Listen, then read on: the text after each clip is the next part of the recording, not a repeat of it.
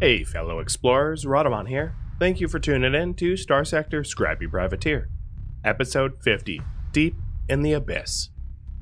So now I'm going to head to Limbo, which is a brown star. It's a Jupiter, essentially. A failed star. But don't worry, I'm a failed star too, so Limbo doesn't need to feel so bad.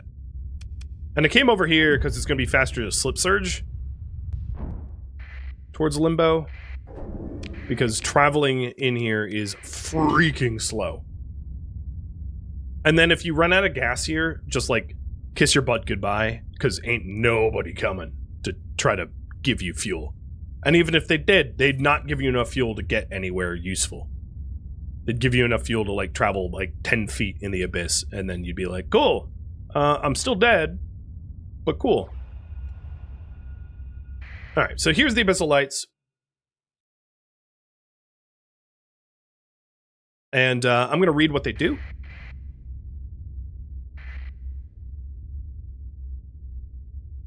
So once you get to an abyssal light, this is sort of like a checkpoint. A cold light fills the view screen, stark against the utter darkness of the hyperspace abyss.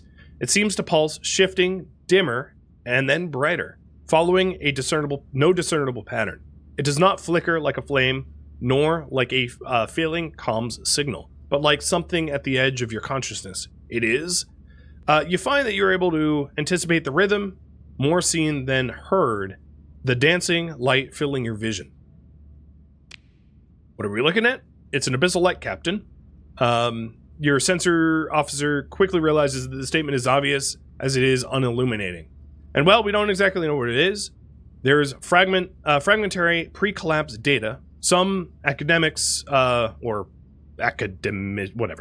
speculate that it might be a spontaneous buildup of dark energy, maybe, around a temporary hyperspace quasi-structure, a sort of knot in the higher dimensions that alter the physical effects of whatever it is.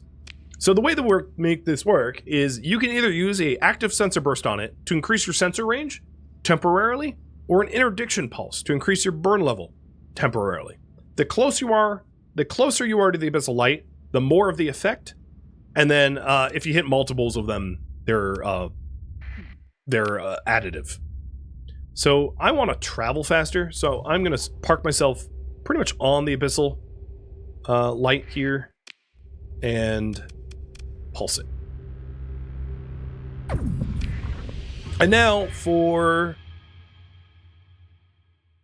the next 3.4 light years, I will have an increased burn speed. As you can see, abyssal light for 3.3 more light years. So it's a kind of a way to, oops, I did not mean to fuel burn. It's kind of a way to speed up a little bit as like checkpoints. This isn't Limbo, but let's go into this nascent gravity well.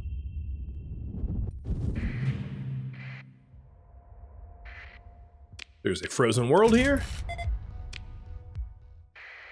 And an apogee cruiser. Your salvers detect a weak energy signal still active. Despite its main power loss, it's oddly fluctuating, as if tuned to a frequency which would be of no use in combat. It's a simple matter to disrupt and breach the shield with standard civilian EM probe and shield kit, and the salvers do it handily. A search reveals that this is, or rather was, a Tritac flag vessel. The crew is dead. What's left of the young executive with lead authority over the operation is still in his luxuriously outfitted personal cabin. Such incidents involving the untimely discharge of an engineering-grade plasma cutter are not unknown in poorly managed repair docks. But when they occur in a ship's executive suite, pointed questions are raised. The last survivor, suited against the apparent life support failure, is found near the jury-rigged power generator that was spliced into the ship's shield grid. The suit's safe ties were overridden and its atmo mix of oxygen reduced to 0. It would have been a painless slide in unconsciousness. They Follow was scraped into the decking with a multi-tool. Low oxygen psychosis is not unheard of under such catastrophic conditions. What exactly it was this shield was supposed to keep out, or in, is unclear. So we'll salvage it. or little ship floating here in the deep, deep abyss. We're pretty close to the only point of interest in all of the abyss that's on your map, which is Limbo. But as you saw, there's other things here, like that frozen planet. That what are they called? Rogue planet. That rogue planet in the nascent gravity well. Rogue planets meaning that they're not bound to the gravity well of a star. So yeah, there's a lot of other things like that here. All right, Nick the Good, you're good. Your stability is way up now. Fantastic. Agraville, you're still printing money. And Backroad Runner, you are fine as well. Cool. All right, here we are at Limbo.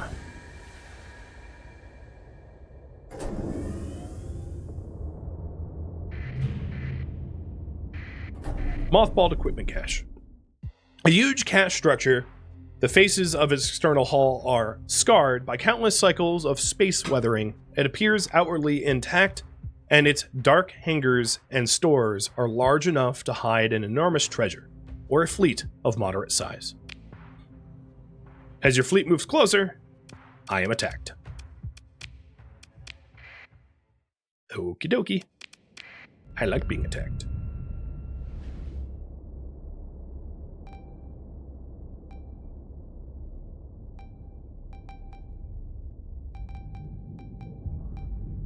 So, yet another Guardian, just like before, but now with considerable escort. So I'm going to focus on killing the escort so that my remaining ships have no other valid targets other than the Guardian, so I can have help with the Guardian. Even though the Guardian's like up my butt right now.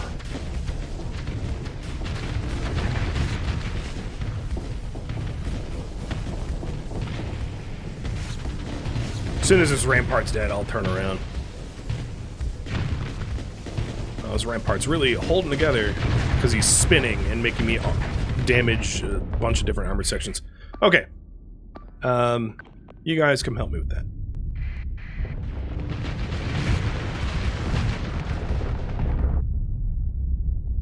Oh, come on. There was an opportunity there for this Eradicator to use its torpedoes on the shield's blind spots, and he didn't, which is really unfortunate because it would have been a glorious way to kill it quickly. But instead, a stupid launch right in the front where all the point defense is. And I do believe that Eradicator A is going to blow up, and B is like body blocking for the enemy. So Turtle Sandwich taking a knee.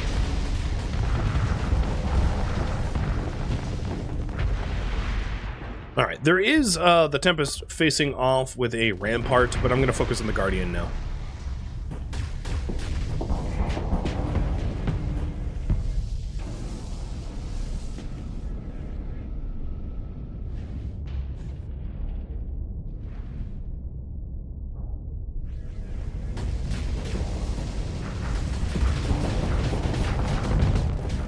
I think the Rampart's, yeah, the Rampart's coming to us. The Tempest, like, decided to bail on the Rampart and just fight the Guardian. Yo, Eradicators, like, for freaking real, get out of my way. They keep flying in front of me, and they're way more agile of a ship than I am. So it's like, dudes, you know better. Don't fly in front of the mothership, or you're gonna get the mothership kicked out of you.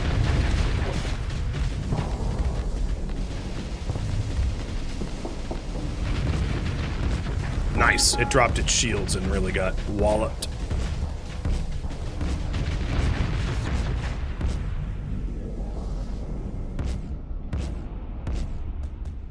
Alright, I'm going to zero flux rush. Oh, that's stupid.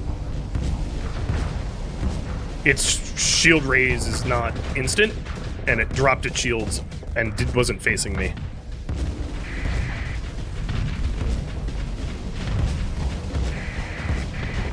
Alright, it's, most of its front section and where the engines are is where the armor's been punched.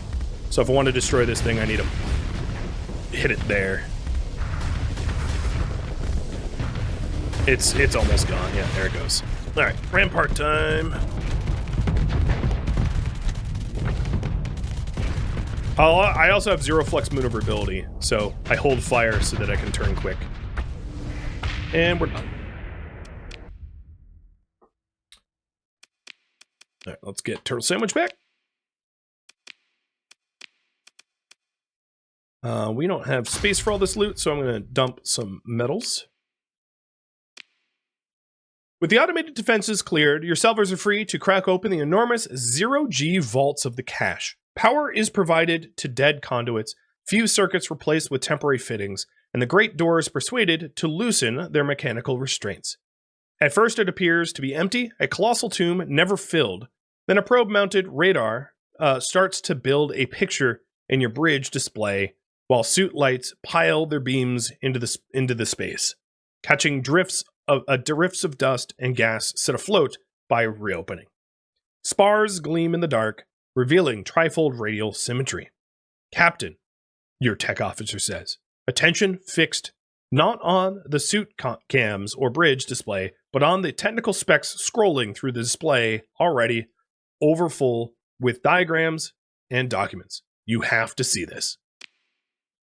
It's old, very old, but the queries sent by your salvers interfacers are returning green for the most part. It's a wormhole anchor, your tech officer explains. Excitement palpable. Loaded with calibration data, the fuel and power, whatever it was going to do, this was prepped to deploy to a nearby point of stability. The automation went into standby at some point, and here it is. So we got a wormhole anchor Foxtrot. And I'll read this for you. Unfamiliar with the contemporary Persean sector, this technology saw use by the domain exploratorium during an area of greatest long past. Can be used to create a wormhole terminus at a stable location. Initial activation requires antimatter in the form of starship fuel. Requires at least one other active and synchronized terminus to use. And then, alternatively, we also get the wormhole scanner. And this gets built into your fleet. A domain error artifact which allows a fleet to navigate a natural wormhole, following its many twists, turns, and shifts through higher dimensions. A fleet entering a wormhole without a scanner would never be seen again, or at least not as a coherent collection of baryonic matter. The operating principles can only be dimly guessed at, given the presence of state-of-the-art in this Persean sector. So, we got a wormhole scanner, which allows us to traverse wormholes, and a wormhole terminus, or anchor. Cheers.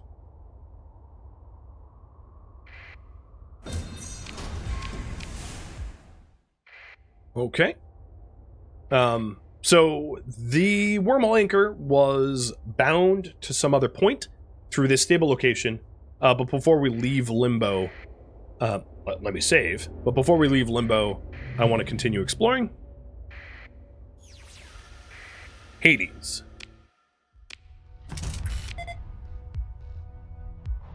Sounds about right, given where I am. And a mining station that is lightly guarded. We will leave Turtle Sandwich and Cicero out of this fight because they're pretty damaged. They're only going to get popped again.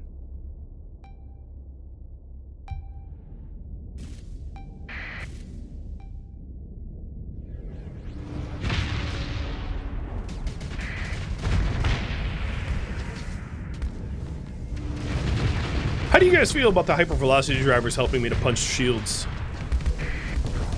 I don't have like a mod that gives me the after action report of how effective the weapons are, so it's just from feel and just watching them fire. But I feel like it's been helpful in pushing shields, because that's probably the weakness of this build. Whereas like the Invictuses can punch shields like no other. This build can't. However, I don't have to really be facing things to tear it up with the lasers, which is nice.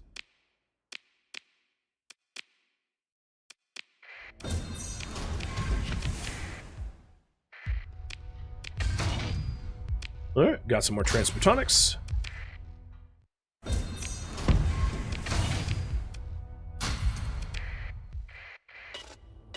Do one last scan here. And let's wormhole anchor. So I'm going to deploy a wormhole anchor. And I'll read this once. It becomes redundant. According to the embedded documentation, a newly deployed wormhole anchor will require many months to fully calibrate the nascent wormhole with its position in spacetime. Attempting to traverse the wormhole early consistently results in unambiguous disaster and forms of particles and particular interest to theoretical physicists. In this case, however, the work has already been done. The calibration data from the cache you discovered will allow this wormhole anchor to stabilize itself almost immediately. A look of relief passes over your nav officer as control over the hyperdrive is returned. A quick status query checks out green on all subsystems. The wormhole anchor has been successfully deployed. The nav computer pings the wormhole terminus, establishing a data connection through drive field fluctuations. In under a minute, and only a moment of unease as the agrav self-correction settles, the process is complete. Your primary interface unveils a list of possible destinations. Activating this wormhole lets me pass through at a cost of 190 fuel.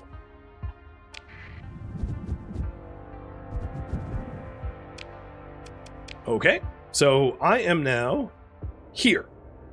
I went from limbo to here. There is a ice giant. And how big my fleet is now? About 30 ships, give or take.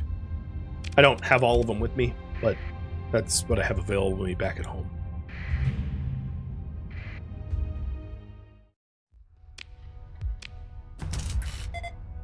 The ice giant spins below your feet. Yeah, so it's an ice giant.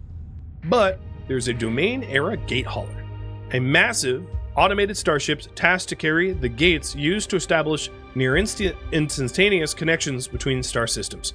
After traveling countless lonely cycles, the gate would be placed in a new system and activated to spew forth an explosion of newcomers seeking resources, data, and experiences to feed the grand culture of and economy of the domain.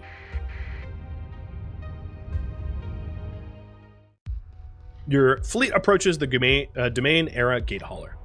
It is a Leviathan form out of time, at once familiar from its many and varied depictions in secondary culture of the post-collapse Persean sector.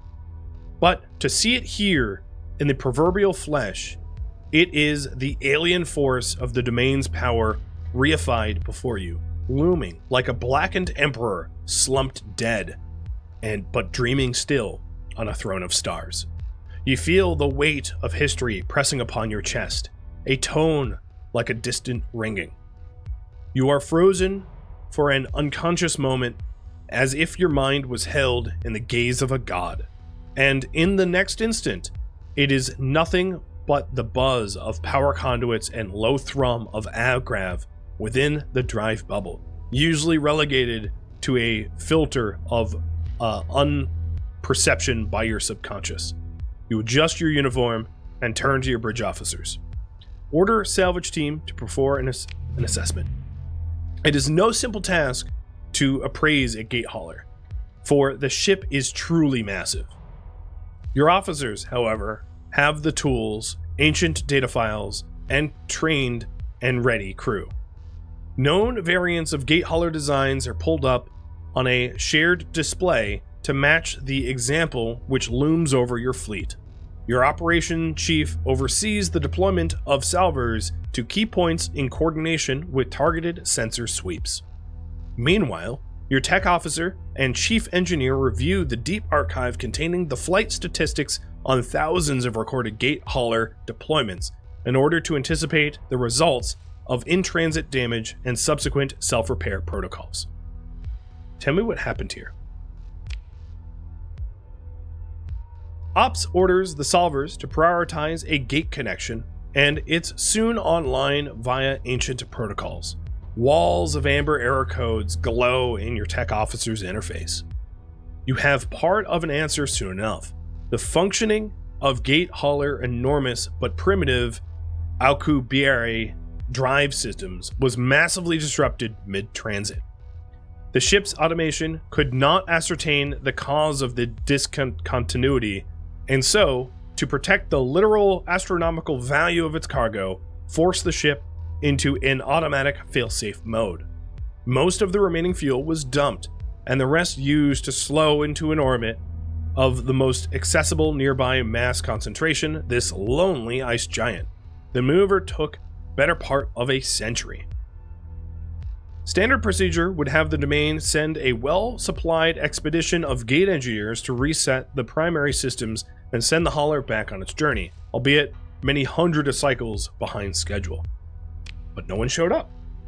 The ancient records note that gate haulers would carry a standard complement of automated survey, extraction, and refining drones, in this case of lost contact. The documents seem to imply the ability to procure new sources of fuel and materials effectively at vast distances from the failsafe point, though at the scale implied, this process would be inefficient at subliminal speeds, even via hyperspace, assuming use of baseline domain frontier technology.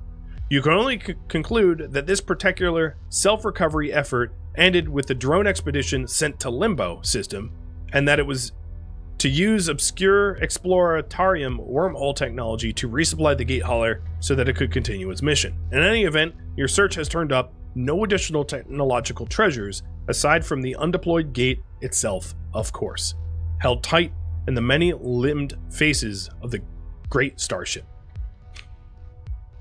The details accumulate, each senior officer manipulating the shared display as reports are given. Finally, your chief engineer clears the holodeck to a slowly rotating, false-lit overview of the entire vast starship. They suppress a brief smile as they clear their throat.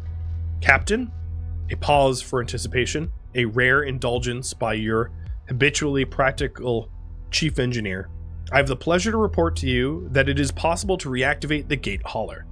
It could be targeted to a known system within the Persean sector at your command. It just needs transplutonics. A lot of transplutonics. Unlike familiar starship engines, the gate hauler doesn't use standard domain AM fuel package. Once a critical mass of transplutonics is achieved, the gate hauler will be able to operate for at least 1,000 cycles with functionally unlimited range within the bounds of the Persean sector. Tell me how to turn this thing back on. I want numbers, Chief. Your chief engineer starts nodding and tapping at their tripod, mumbling over technical figures. An interactive display appears in your executive interface with a few manipulations. The chief has a materials schedule prepared for your review. It needs 1,000 transplutonics. Proceed with the activation. Your operations chief oversees the transfer of transplutonic streams of cargo drones feeding the unimaginably huge bulk of the hauler. It seems strange that so little can move so much so far. With only a little coaxing, the gate hauler's automation churns into something like a machine awareness, sensors, reports, power surges throughout the hull as ancient conduits and machines self-test, some failing. Long dormant self-repair drones begin to seethe like vermin.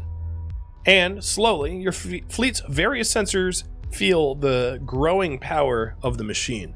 Magnetic fields shudder. Neutrinos begin to spill forth in earnest from the reactions deep in the mass of the beast. Gravitic fluctuations from warp pylons flutter, and your own drive bubbles compensates. It will take about a day, engineering reports, and then the gate hauler will be ready to receive navigational input. So while that spins up, I'm going to go back to Wormhole Terminus Charlie.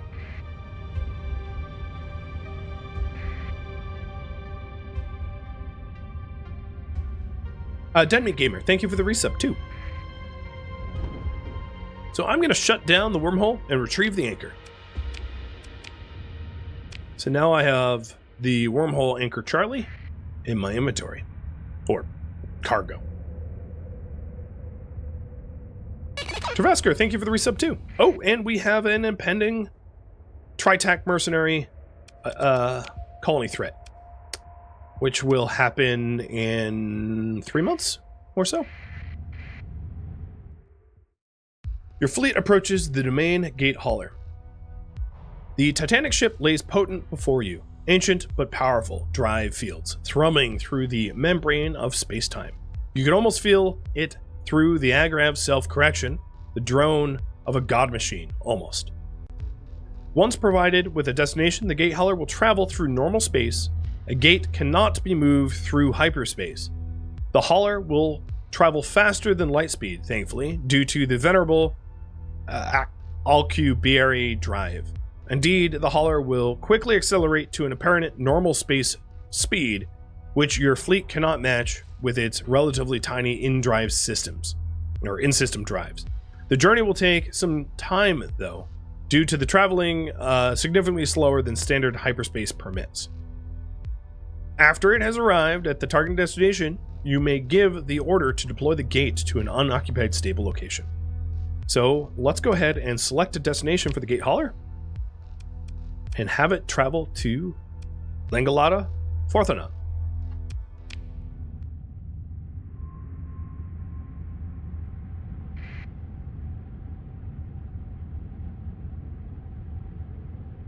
You can see the scale of the thing.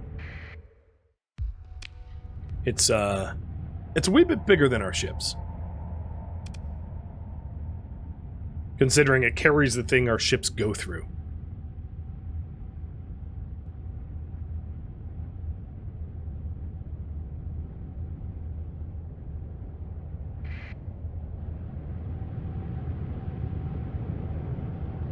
And there it goes.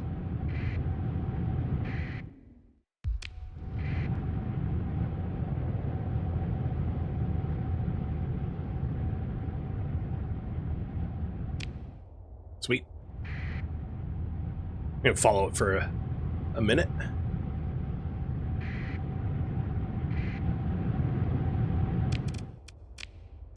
And the gate hauler is departing the current location, and it is estimated that it will take 356 days to arrive at Langalata Forthnan.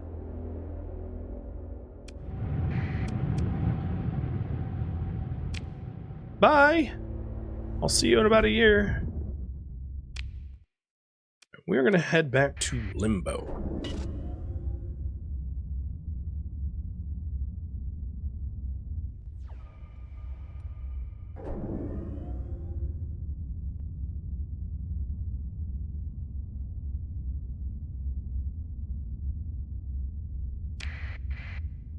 Oh, a black hole. But, we have an incoming mercenary attack, so I am not going to linger here in the abyss any longer.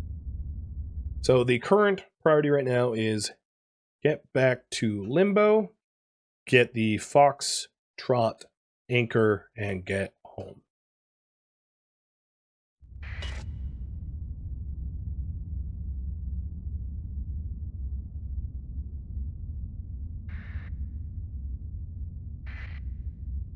Pirate activity in Langalata Forthanon. That's actually useful, because pirates don't attack me.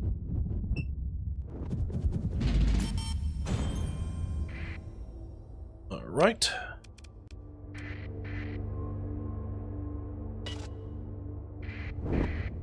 It is my system that it's going to, yes. So I have also then just retrieved the Foxtrot anchor. So, for those that don't know, once you set up these anchors in 2 stable points, it creates a gate between those 2 stable points after a setup time of about a year, where you can, just like a regular gate system, but you can set up your own gates, essentially. It's a wormhole that only you can traverse, that uses stable points. And then, of course, the gate hauler, which is a different sort of beast. So these are 2 completely different but somewhat complementary forms of long-distance travel. Jace, thank you for the sub.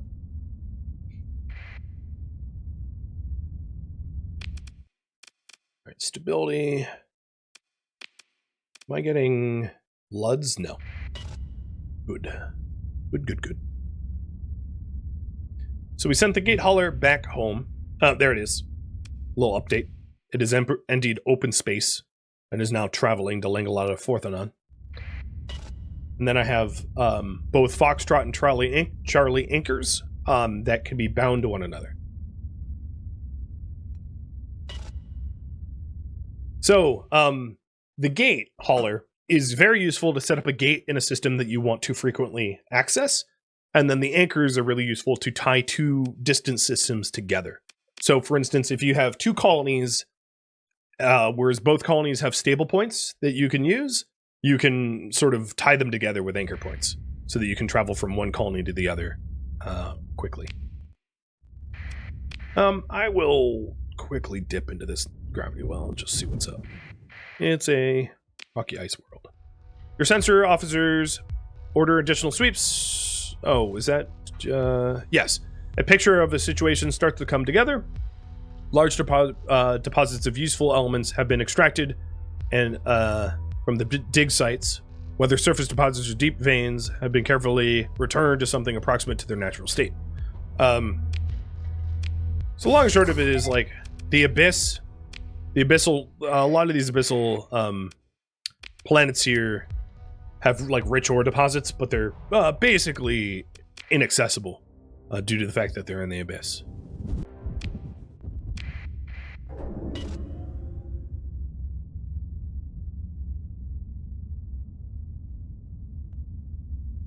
Here we go.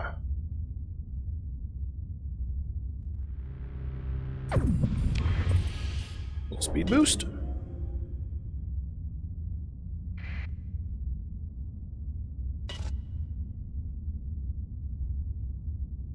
We're going back to Beta I so that I can slip surge to civilization. So I want to slip surge maybe to Zebeth.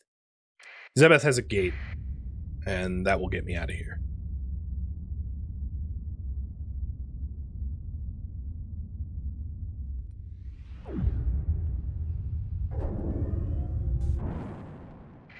Oh, back into civilization. It's nice.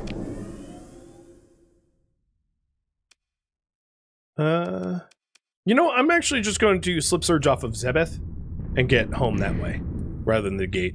I don't think the gate actually helps me much.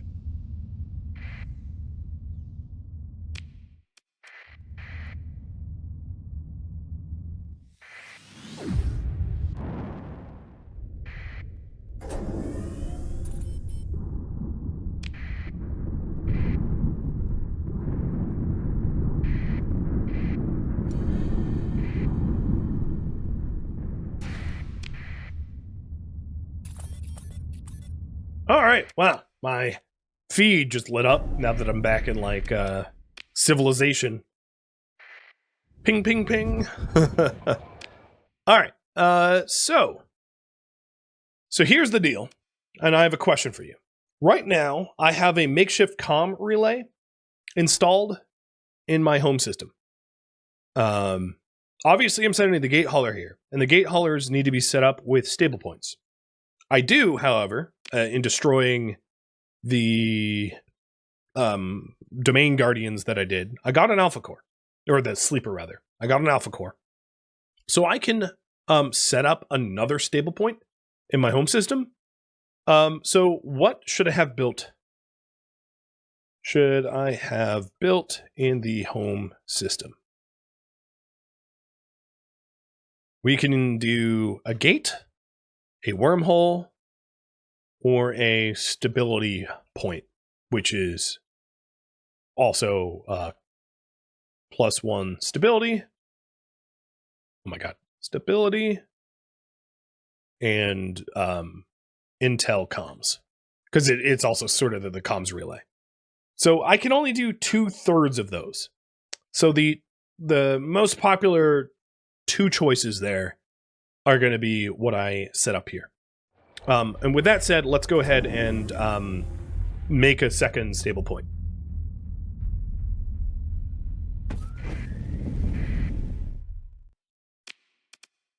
So with 2 story points, an alpha core, 200 machinery, and 500 fuel, I have a second stable point in my home system now. The game will allow you to do that up to 2 stable points. So I can't add any additional stable points. I can't add a third to get all 3 of those things.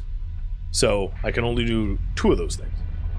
Oh, here we go. So this is a perfect example. So you remember how my doctrines, I said for a typical heavy patrol of like Invictuses and Eradicators? Here is a typical heavy patrol with 2 Invictuses and 3 Eradicators. So it follows our doctrine and deploys those types of ships. Very cool.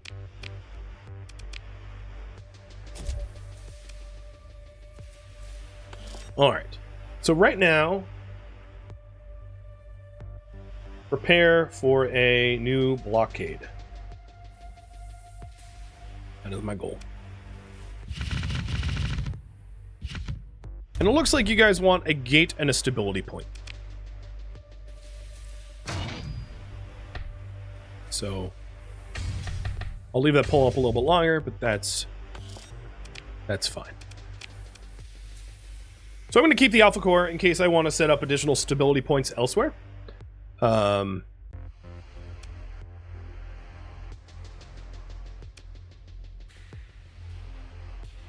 And I am going to do some trade, I think. So we have about 2,000 worth. Well, okay, the Thulian base isn't worth going to. It's only 8 credits per. So we have 1,600 drugs to be delivered to Epiphany and Citadel Arcadia in Arcadia. And they're like next to one another, so that's convenient. Anyone want organs? Not. Food? Citadel Arcadia has a deficit of 2,000 food.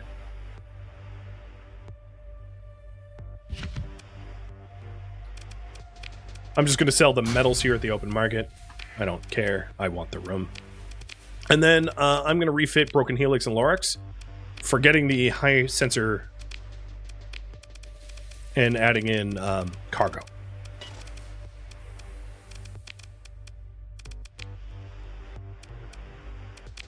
So that I can carry more stuff.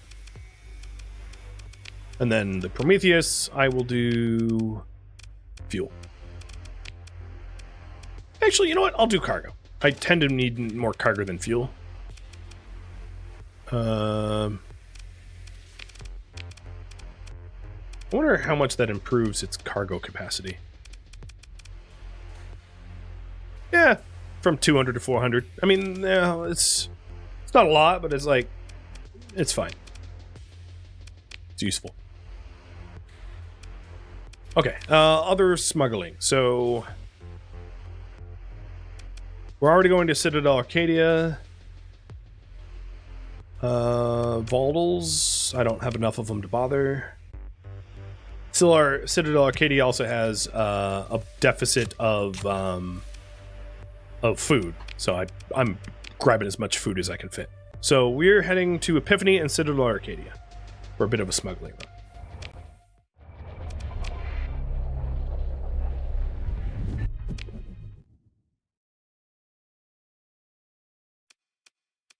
So Epiphany is here, and Citadel Arcadia is...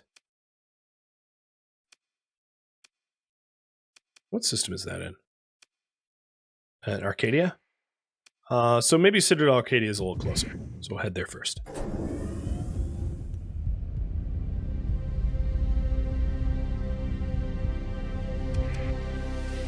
Oh, that was a misdirected slip surge. Spiller Jam, thank you for the sub. And welcome. Cheers.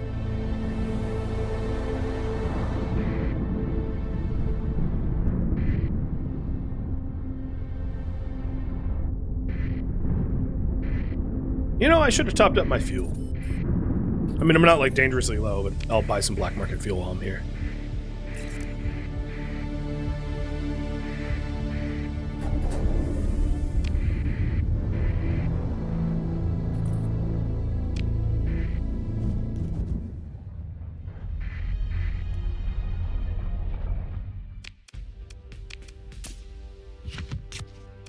Alright, that's pretty good proceeds.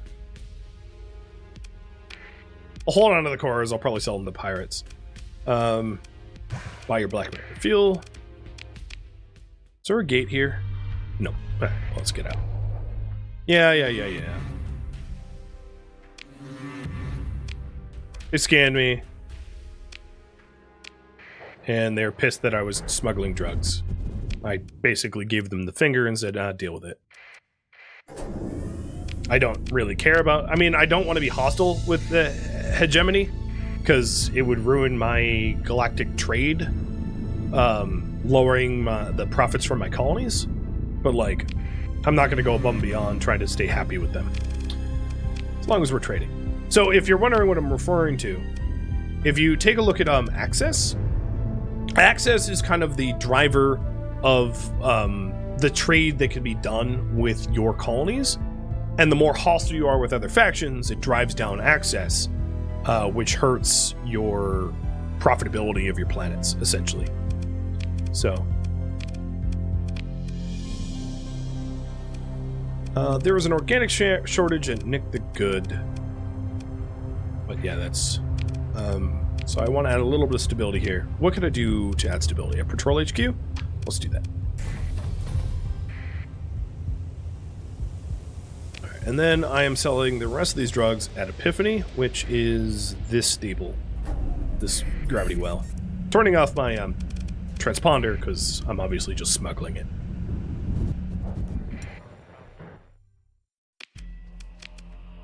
Done. All right, I'm going to sell the cores and the survey data to pirates. So I'm going to do it down to Kanta, which is just one hop over. In fact, no, there's no gate here.